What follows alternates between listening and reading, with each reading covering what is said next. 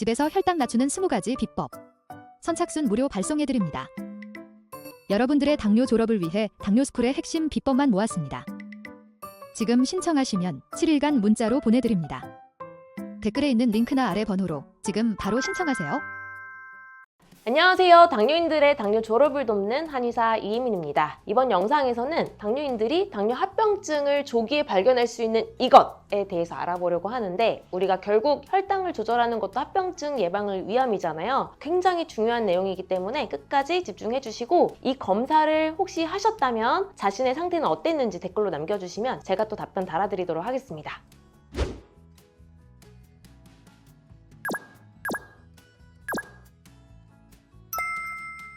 오늘 말씀드릴 검사는 바로 모세혈관 검사예요. 조갑주름 현미경 검사를 통해서 모세혈관을 볼 수가 있는데, 모세혈관이 중요한 이유가 3대 당뇨 합병증 모두 모세혈관과 관련이 깊기 때문입니다. 물론 조기 증상으로 합병증을 예측을 할 수가 있기는 하죠. 망막병증은 그 전에 시력 저하나 시야 흐림이 오고요. 신증은 단백뇨, 거품뇨나 부종을 통해서 내가 신증이 오고 있나 보다 라고 예측을 할 수가 있겠고, 신경망증은 손발 저림이나 통증을 통해서 내가 신경망증이 오고 있나 보다 이렇게 예측을 할 수가 있고, 심혈관 질환은 가슴 통증이나 호흡곤란 등을 통해서 합병증을 조기에 발견하고 진단할 수 있긴 하지만, 그래도 그보다 앞서서 이런 증상들이 오기도 전에 조기에 발견할 수 있는 게 있거든요. 바로 모세혈관 검사입니다. 정상 혈관은 이렇게 길다랗고 굉장히 또 선명하게 곧게 뻗어 있는 모습이고요. 머리카락 하나보다 모세혈관이 더 얇게 흐르고 있는 것을 볼 수가 있거든요. 이런 검사를 조갑주름 현미경 검사라고 하고, 실제 이렇게 생겼습니다. 그래서 피 한 방울 내지 않고 손가락만 올려놓으면 자신의 혈관을 볼 수가 있고요. 이게 제 혈관을 보고 있는 모습입니다. 지금은 좀 많이 좋아지긴 했는데, 처음에 이 장비를 도입을 했을 때 저도 궁금해서 봤더니 앞에 혈관만큼은 아니지만 그래도 기다랗고 굵고 선명한 혈관들이 있죠. 이런 혈관들은 좋지는 않은 거겠죠. 이런 내용들이 논문으로 다들 정리가 되어 있더라고요. 그래서 오늘은 망막병증, 신증, 신경병증이 실제 조갑주름 현미경 검사와 깊게 관련이 있다라는 것들을 논문을 통해서 밝혀드릴게요. 우선 망막병증입니다. 이 논문은 조갑주름 현미경 검사를 통해서 당뇨병성 망막병증 환자와 모세혈관 사이의 관계를 밝힌 논문이에요. 이 논문을 보기 쉽게 정리를 해봤습니다.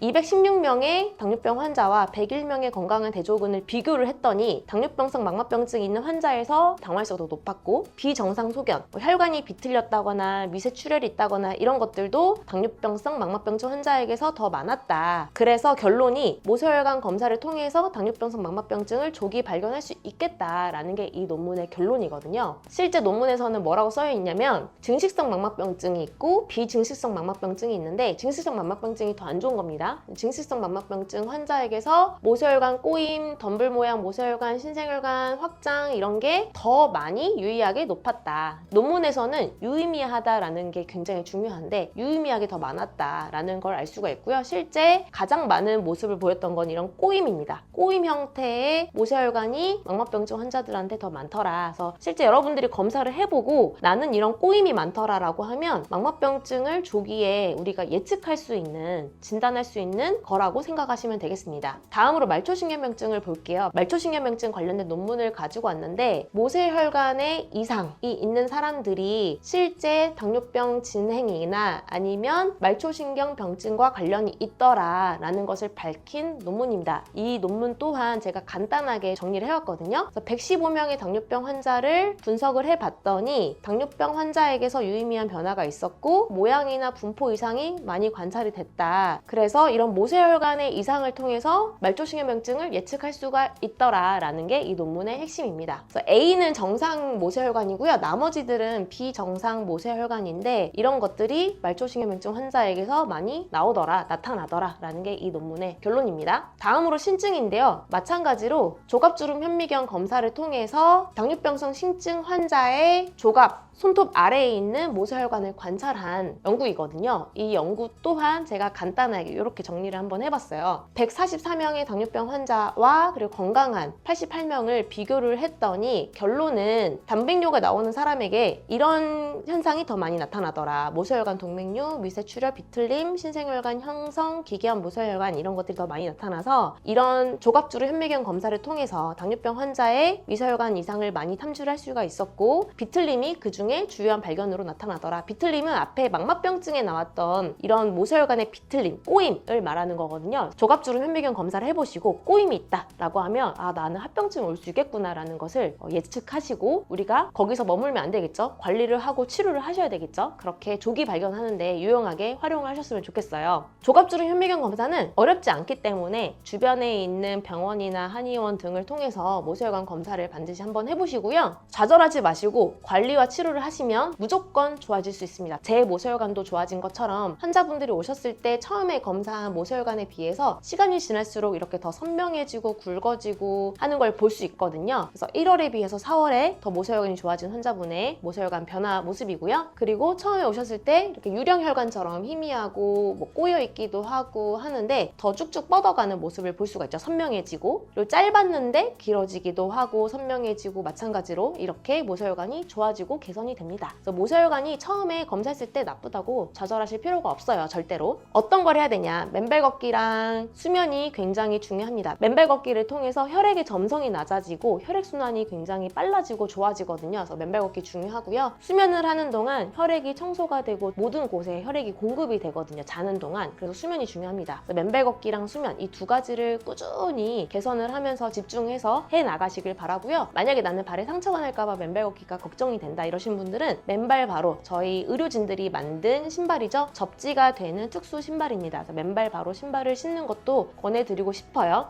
구입 문의는 010-9636-5178로 문의 주시면 되겠습니다. 이번 영상에서는 모세혈관 검사를 통해서 당뇨병성 합병증을 예측할 수 있다라는 주제로 논문들을 가지고 설명을 해드렸는데요. 최대한 어렵지 않게 설명을 해드렸으니 이번 내용 숙지를 잘 하셔서 개선하고 치료를 꼭 하셨으면 좋겠고요. 만약 한의학적 치료에 도움이 필요하시다면 1644-5178로 문의 주시기 바랍니다. 그럼 다음 영상에서 뵙겠습니다. 감사합니다.